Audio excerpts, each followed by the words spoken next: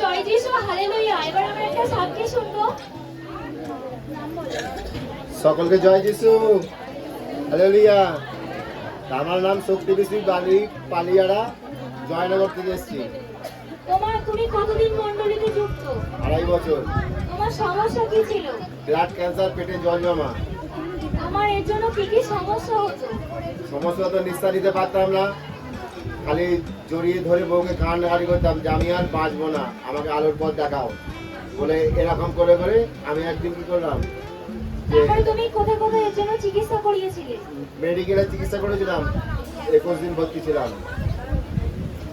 এখন কি তুমি সম্পূর্ণ সুস্থ? সম্পূর্ণ সুস্থ।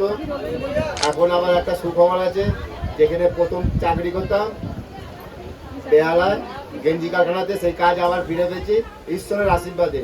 হালেলুয়া। তো এই দাদাভাইয়ের সমস্যা ছিল যে ব্লাড ক্যান্সার ও পেটে গিয়ে জল জমে গেছিল।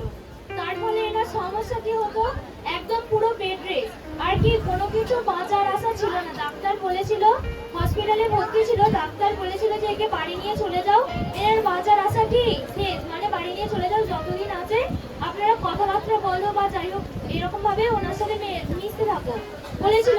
তারপর উনি চিকিৎসা করিয়েছিল উলবেড়িয়া মেডিকেলে, এমনকি মেডিকেলে 22 দিন ভর্তিও ছিল। তারপরে ঈশ্বরের রাজ্যে এসে ঈশ্বরকে পাওয়ার 1 বছর পরে উনি কি সম্পূর্ণ সুস্থ। হালেলুয়া।